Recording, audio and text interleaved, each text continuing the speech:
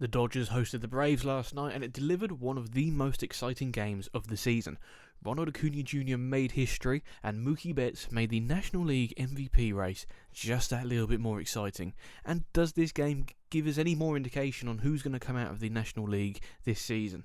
Maybe, maybe not. We'll dive into that one whilst we go along. Oh, and whilst we're in California, it might be worth just popping over to Anaheim to see the Angels completely embarrass themselves yet again, but this time on a completely different level. One that I think the fans have probably had enough with, and the ownership might not be able to come back from that one. So, let's not waste any time, and let's talk baseball.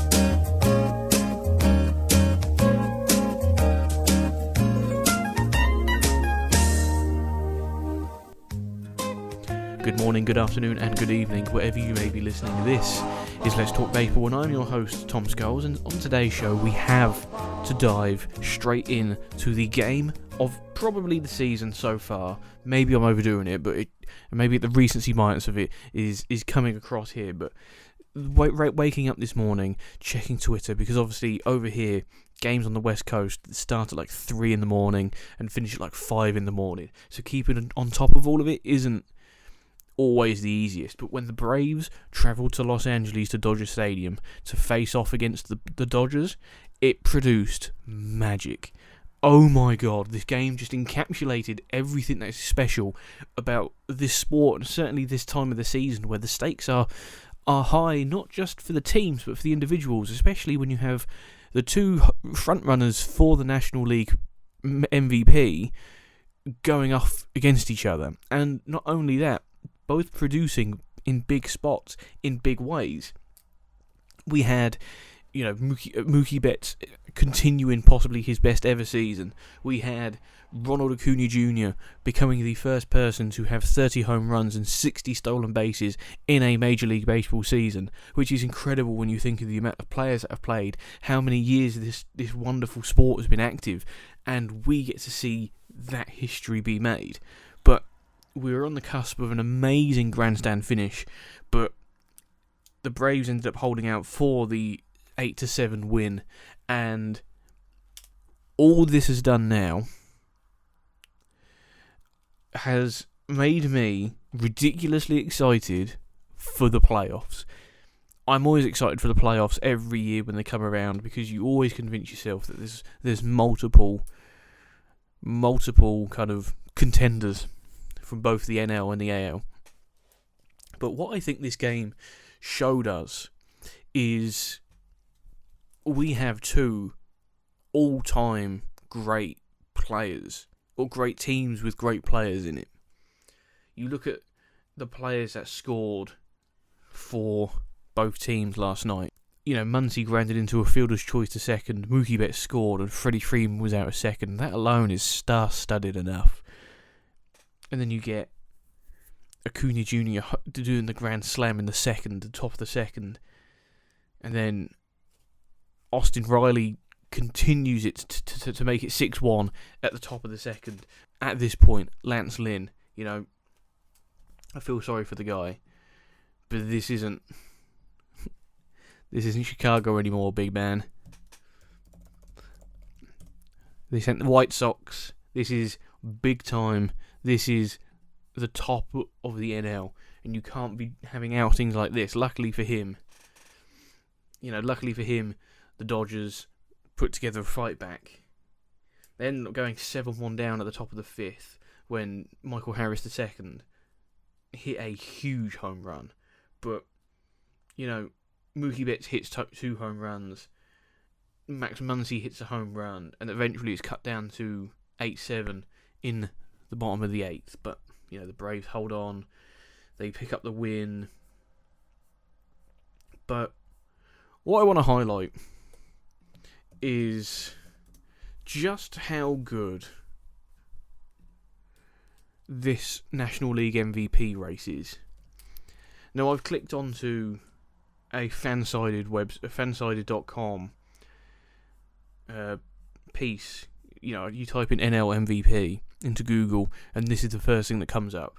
And the headline is, Ronald Acuna ends all NL MVP debate in historic fashion with Braves Grand Slam. Now, I'm not going to name who wrote this, because I don't actually think they probably wrote the headline of this, but I think that's quite unfair. Because, yes, Ronald Acuna Jr. is having a historic season. Unbelievable to see. And if it wasn't for Shohei at the Angels, I think we'd be lapping up what Acuna Jr. is doing far more than we already are.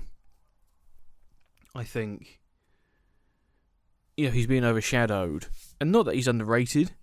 Of course not, because everybody's aware of how good he is.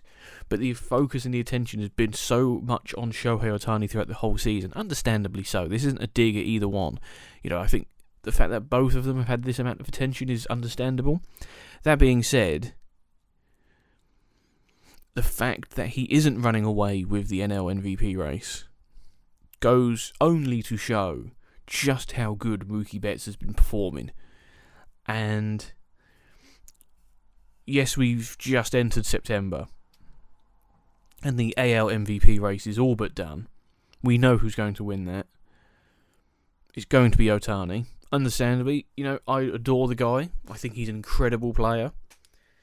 That being said, over in the National League, it's neck and neck. Completely neck and neck. And whilst Acuna Jr. made history last night, Mookie Betts fired back with 2 home runs. I don't think it's as cut and dry as some people will suggest. You look at the advanced metrics, and Mookie Betts has the edge. His versatility in the field might give him the edge. But I genuinely don't know who's going to win it. I was going to title this, and I will title this show, Who Should Win the National League MVP? And I'll be brutally honest, I don't really know. Which isn't what people probably want to hear when the title is debating about who it is. But, and I'm not bringing the team aspect into this because I don't think that's relevant when it's talking about individual players. Yes, the Braves and the Dodgers have both been amazing. And if the Braves are statistically the best team in the NL, I don't think that should sway it in Acuna Jr.'s favour.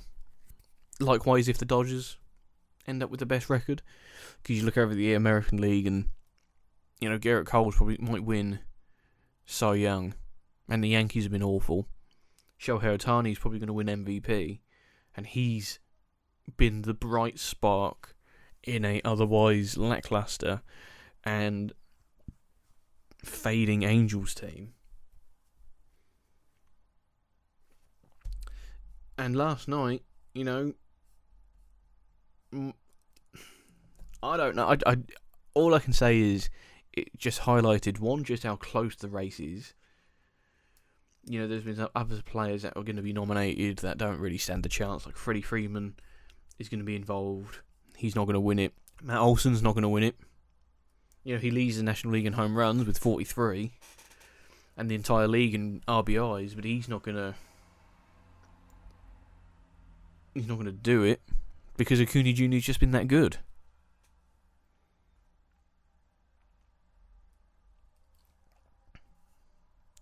Freddie Freeman has set the Dodgers record for most doubles in a season.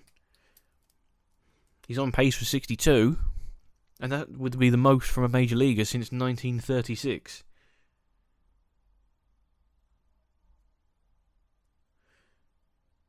In terms of OPS in the NL,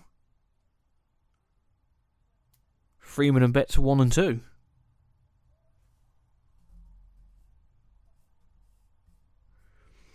And we talk about history, and this is something historic that I don't think has been mentioned more than enough.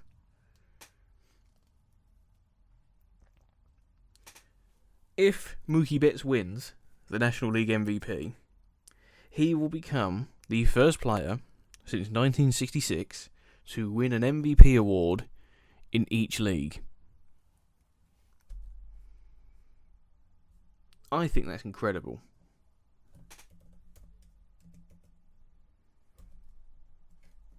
I think that's, he's going to the Hall of Fame anyway, but if you were in any doubt, any doubt, that ruins any of it. The guy is one of the best players I've ever seen. He's one of the most enjoyable players I've ever seen. He looks like he's having fun whilst he plays. He's versatile. He hits consistently well whilst hitting home runs. It's exactly what people want to see. He has a personality. You listen to his podcast, and you can see just how well he gets on with a lot of other players. He's the type of guy that you want in your team.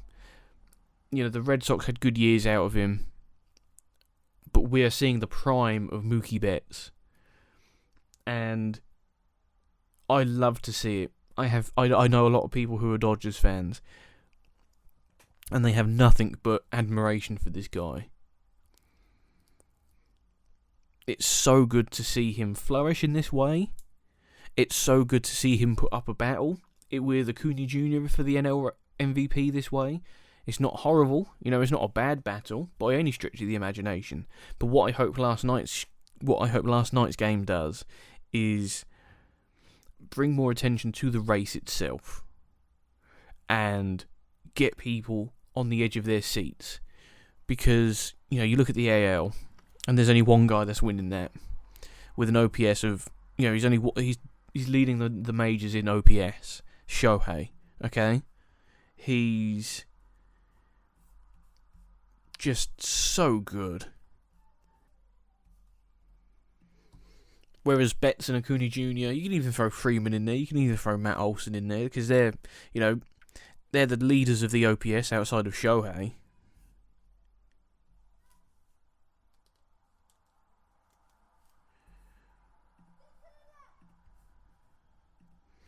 I think it's good for the game when things like this happen. Because there's no way it can be wrong, and there's no way it can be bad when so many players are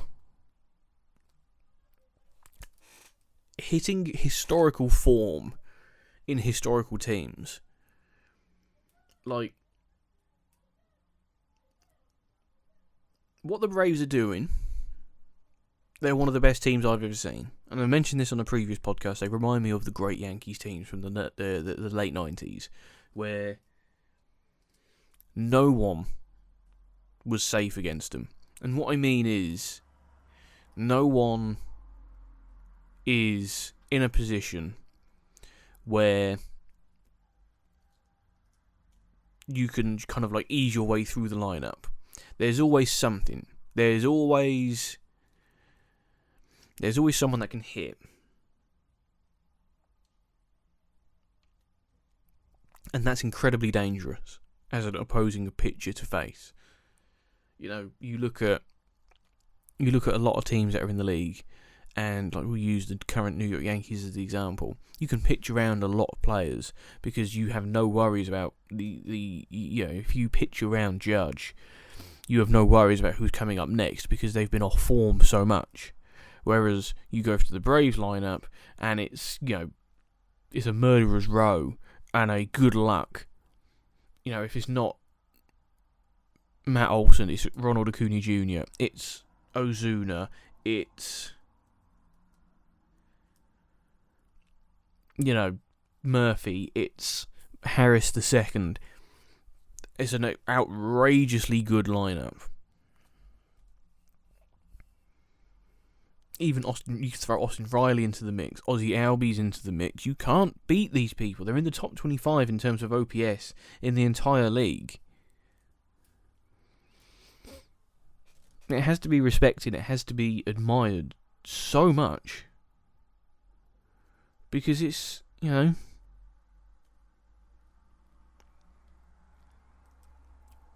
it's once in a lifetime stuff, this, in my opinion. Certainly if you're a Braves fan. And what I mean, not necessarily just this season, because I also wouldn't be surprised if they go on a tear for the next few years.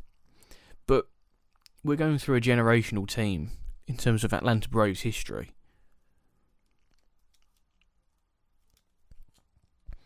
And last night's game was an exhibition of the two best teams in the entire sport going head to head. I want it in the playoffs. There's barely anything that compares to Dodger Stadium at night in the playoff atmosphere. Everybody wants to see it. As for the Dodgers, they've shown enough that they can hang with the Braves.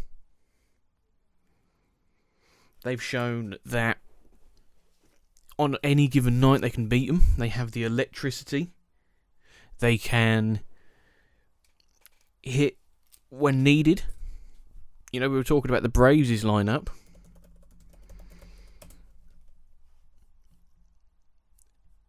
And how that's an incredibly difficult team to pitch around. Don't get me wrong. My opinion on the Dodgers lineup is when you have to face Betts, Freeman, Smith, Muncy. That's a dangerous top four. It falls off a little bit in the second half with Peralta, Hayward, Outman, Bush and Rosario. But if you've got Kike Hernandez kicking around, if you've got Austin Barnes kicking about, who I'm a big fan of, even someone like Chris Taylor's around, JD Martinez,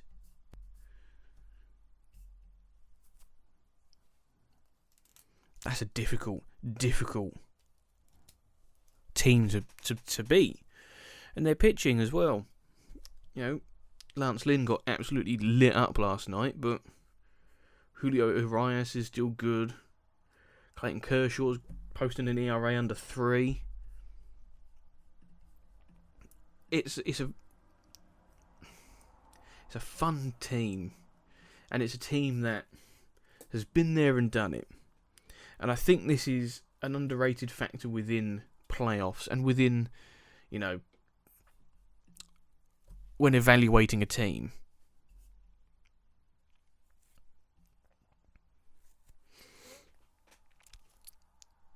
The ability to have talent is a huge part of winning. And I know that sounds simple, but you speak to a lot of people who have won big trophies and big championships. Last year in Phoenix, we had the pleasure on TalkSport of having the Super Bowl co-commentated by Super Bowl winner Shane Vereen. And one of the videos I did for us that week was chatting to Shane about what it's like to play in an occasion like that, to win a Super Bowl, and what goes into building a team along those lines. And, he gave some fantastic answers, and I was very grateful for his time. He was a really lovely bloke. But one thing that always stood out to me, was, the mindset of the players. And the idea of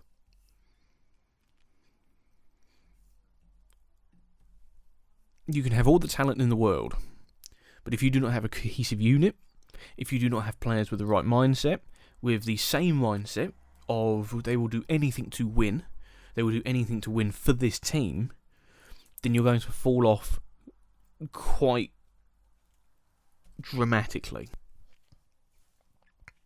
Belichick and Brady and some of these players had been there before. They'd won, they'd lost. The Seahawks had been there once and they'd won. They didn't have the same experience that the Patriots had, and it showed at various points.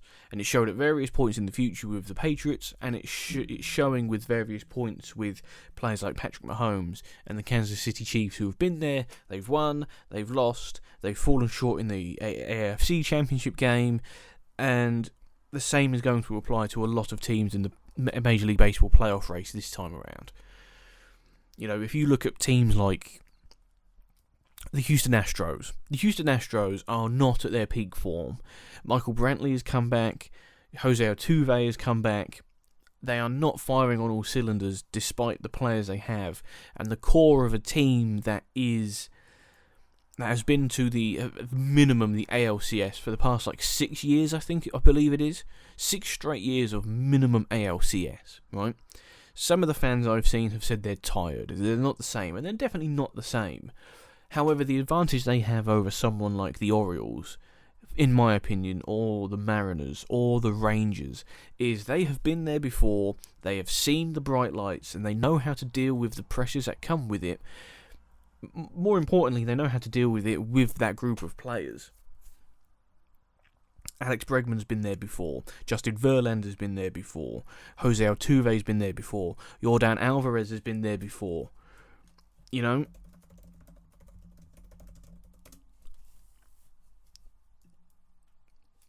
Michael Brantley's done it. Maldonado has done it. They've got some good players that have been there and they've done it before. That is why they are not to be counted out despite various other things going against them. Like the fans saying they're tired. Like being in a wild card race. You know, they may not have had a better regular season than the Rays, than the O's. The Rangers are falling off, but they've largely been better across the majority of the season, and the Mariners have got hot at the right time. That being said, I'd still look at the Astros and go, you know what, I wouldn't count them out. They might be my pick to make the World Series from the AL side, and that's going to come into effect as well for the Dodgers and the Braves and people on the NL side of things. What's going to happen is you're going to find teams that are either on a crest of a wave, that are absolutely flying at the moment. You look at teams like the Phillies. The Phillies, in my opinion, have been fantastic in recent times, more or less since the fans gave Trey Turner the standing ovation. Understandably so. You know, they wanted to back their guy, they backed their guy, and ever since then he's turned into a fantastic hitter. Bryce Harper hit 300 home runs not too long ago, a Sunday against the Angels, which again they somehow lost, funnily enough. But they've been on good form. You know, they've got the exact same record as the Milwaukee Brewers, and who are leading the Central, and it's just one of them things where divisions are strong, divisions are what they are. They happen to come up against a historically good Atlanta Braves team, but the Phillies are a team that you wouldn't want to play. The Cubs are another team that can get hot at the right time. And you look at these teams and you go through the lineups and you kind of go, okay, well, what would... The Phillies have had a great run last year. They fell short at the end, but they had a great run. So they've experienced both the highs and lows within the same playoff run once as this unit. The Braves have been there and done it. The Dodgers have been there and done it. Obviously, the talent of those two teams sets them apart. But the point of it is, and the point of all of this, you know, multi-sport rambling, I suppose, is talent can only get you so far. And what sets these two teams, the Braves and the Dodgers, apart from everybody else, is the mentality of them. Individual players, Bryce Harper of the Phillies, Cody Bellinger of the Cubs, they will have the mentality to go and win at whatever cost, right? Trey Turner as well, Ian Happ, superb players who have been fantastic this season. But as a collective unit, they don't have what the Braves have. They don't have what the Dodgers have. to an extent, they don't have what the Astros have. The Rays are slowly putting together something along these lines, where they've had deep playoff runs. 2020, they got to the World Series, lost to the Dodgers, So they're slowly coming about to a point where they can turn around as a team and go, yep, we know it. We've been here. We know what to expect. We know we're in a specific situation. The first time around, a lot of these young guys wouldn't know what to do. Now they've been there and done it, they know how to combat it. If the nerves get ahead of you, they know what to do in specific situations. It's what a lot of teams, I think, have had to adapt with. And obviously, if you're going to win, you have to adapt to situations like that.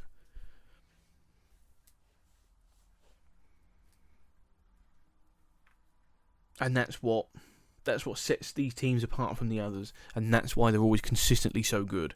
It's like the Astros, you speak to their fans, they're not as hyped about this team as many other people. But I'm telling you now, if you've had to come up against the Astros in the playoffs across the past 6 years, you know better than to count them out. When they have certain players in their lineup, you know what you're getting.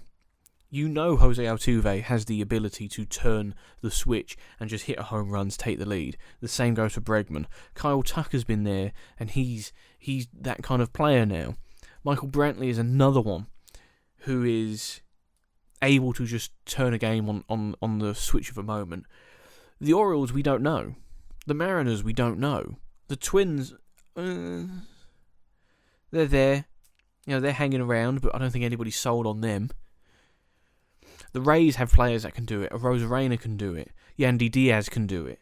The Rangers are another team that have fallen off dramatically, but we don't know what they'll be coping like. That's why, I think the smart money would be Houston get into the World Series. I don't think they'd win it, but getting them to the World Series would be the smart bet, because they have the mixture of everything that Shane Vereen told me about. And yes, I know it's a different sport, but fundamentally it all transcends into everything else. You can look at the talent. How many times does a team not win, the best team not win the NBA Finals? How many times have we seen in baseball the best team fall short because of something happening? Organisational structure is another one, but that's not on the players and that's not on the game so much. You go back to the Yankees in 2017, and they had the opportunity. They were one game away from the World Series when really they weren't meant to be. They were the first year of a so-called rebuild, right? They then cut money and got worse progressively over the years, which has resulted in what we are seeing now. But they've had moments of luck. 2019 was one where they just couldn't get it over the line. Now, whether that's luck, whether that's lack of ability, whether that is a mentality thing, it could be all three. But they were pipped by, on 2017 and 2019, an Astro team that were, riding the crest of a wave and had the sporting gods on their side. They had the talent. The mentality was growing, and it was kind of like written in the stars for them to win it, and they did against an incredible series against the Dodgers. Part of me wants, the smart money again is on the Braves to win because they've been so amazing, so all for all the season, right? But the Astros disliking person in me is dying to see a rematch of the Dodgers Astros again. I would love to see that. I think a lot of the players have moved on from the sign stealing stuff, and there aren't too many Dodgers that were around at the time, if any. Certainly on the hitting side of things anyway, right? That being said, imagine the atmospheres of them two games. These two teams sets of fans hate each other. I can't wait for it. And especially if they're at level pegging. It's no fun going back and forth if you're so far ahead of another team. Yeah, so I don't know about my prediction just yet. I've got my smart money hat on, but I need to see how the playoff picture plays out. There's a lot of P's there. How the playoff picture plays out going forward. to really make a sound assessment on where my prediction will go. But to tell you one prediction that I'm fairly confident on is the Los Angeles Angels will not be re-signing Shohei Ohtani this summer. I know.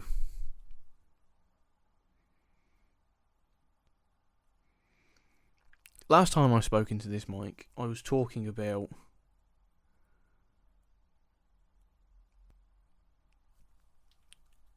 because of his injury, there might be a world in which Shohei Ohtani re-signs with the Angels for a year.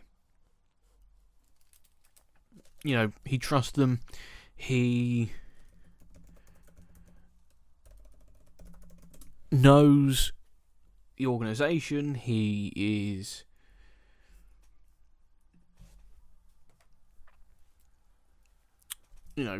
friendly with the team. He is fully aware of what to expect, as opposed to if he went to the Dodgers or the Mariners, where he'd have to start all over again. But what I think has changed for him has been, the way they've dealt with the MRI situation, with his UCL tear, where someone claimed, I think the GM claimed that he'd turned it down. It was then clarified that that is a normal thing. And at 1 minute it looked like they were throwing him under the bus, basically saying, well, he got a tear because we offered him the scan and he didn't want it. And it just looked a bit messy. But I think the nail in the coffin was they put on waivers most of the players they traded for at the deadline. And most of the players they traded for at the deadline were traded for in an attempt to make the playoffs and appease Ohtani. With the thinking being, if you make these trades and you get into the playoffs and you show Shohei that you can win and you can reach the playoffs, he will consider you a viable option. I defended the move for quite some time. And I'm a big believer in, if you're going to look at things in hindsight, don't look at them as to how it turned out. Look at it as to how it was at the time.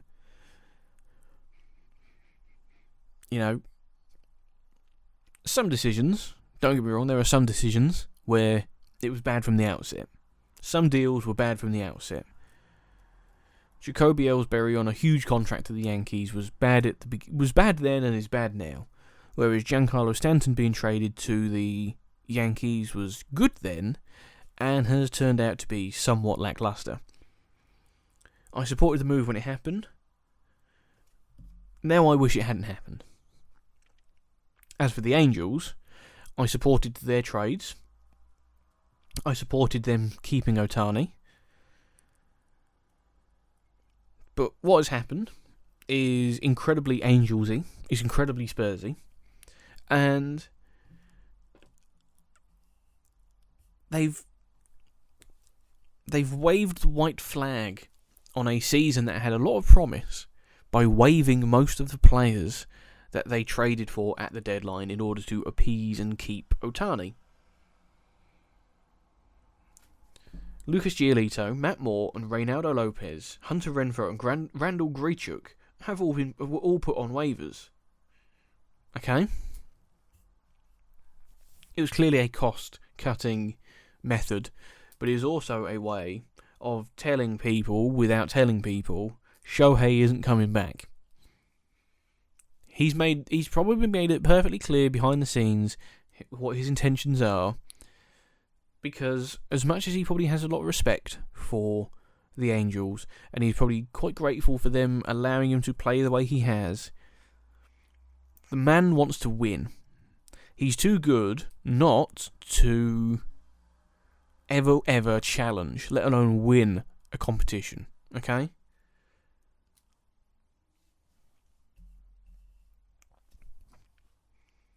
And what I think the fans are so annoyed at is that they traded away pieces for this these players, for Giolito, for Grichuk, for all of these lot, right?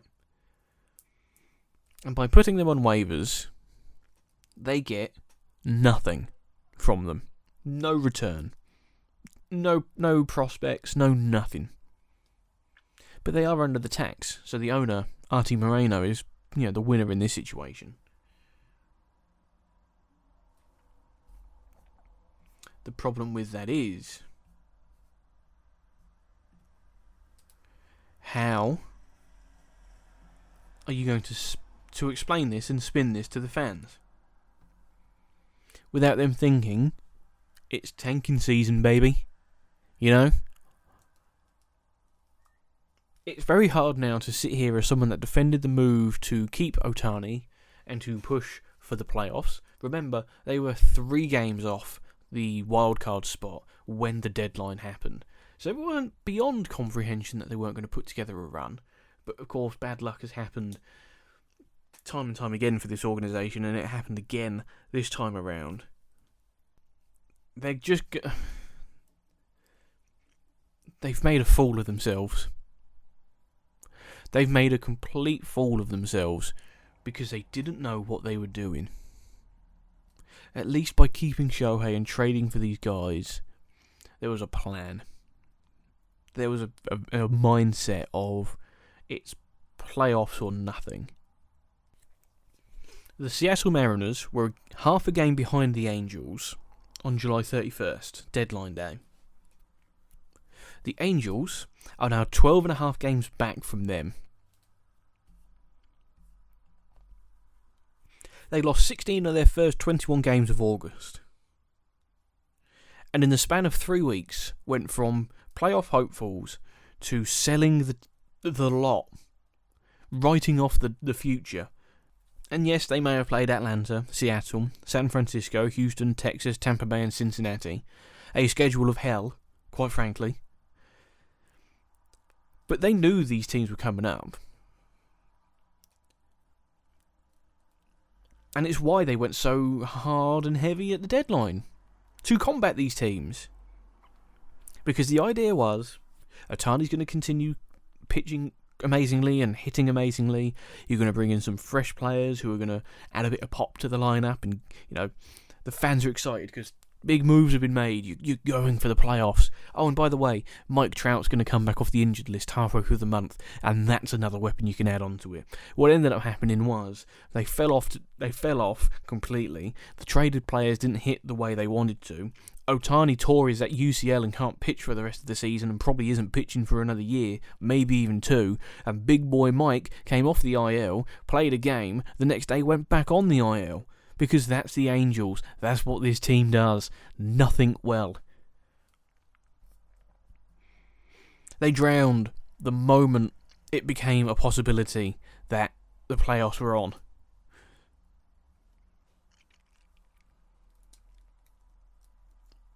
They have no farm system. They're going to have no Ohtani. Mike Trout is an amazing player who has trapped himself into a contract which is beneficial financially for him, but he's going to end up with 1 playoff appearance. Why? I'm writing off the rest of the playoff appearances in his career, unless he is traded, simply because I don't see where the light is for this team. They're going to be out. They're going to be officially out of 2023 playoff contention very soon, and you may as well write him off for 24, 25, and 26 while you're at it. Because Trout ain't getting better anytime soon.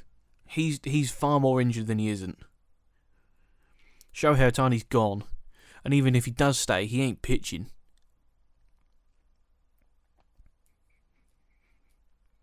Which means that their lackluster pitching rotation is going to be worse without him. Putting even more strain on him as a hitter to hit well. As the only player that can hit on that team, seemingly. I think what was a potentially very fun team going into August, with Ohtani leading the way as the face of the sport, and he's about to, bring his team, the lowly Angels, who have been rotted with bad luck for as long as I can remember. He was going to help them reach the playoffs, and it was a possibility. You can sit there now and go, they're that bad, they were never going to make it, but there was a time when it was on. But now, it's an embarrassment in Anaheim. I feel for the fans. I say this every time I talk about the Angels, but I do feel for the fans. Especially when you see what's happening on the other side of Los Angeles.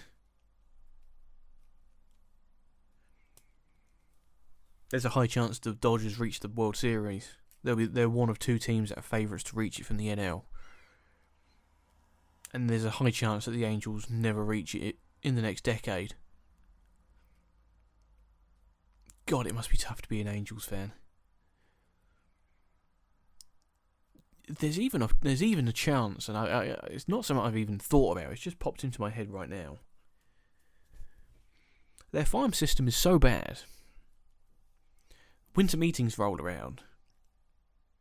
Is it worth trading Mike Trout? Just to stock up? Because what's the point of having him if you're not going to partner him with anybody decent? At least with Ohtani, there was a 1-2 attack where it's like, okay, these guys can bounce off of each other, and finally Trout has got someone to work with. But they're bad. They're going to be bad for a number of years, and that's a contract that will weigh them down. Is it worth trying to get rid? Pitch him out, so to speak? See what haul you can get from him? Because you already messed up with that. I was a staunch defender of that move. Look how that paid out. Bad luck and talent hit them there, as we were talking about earlier on. This has been Let's Talk Baseball. It's been a long, rambly one, I know. But thank you for listening.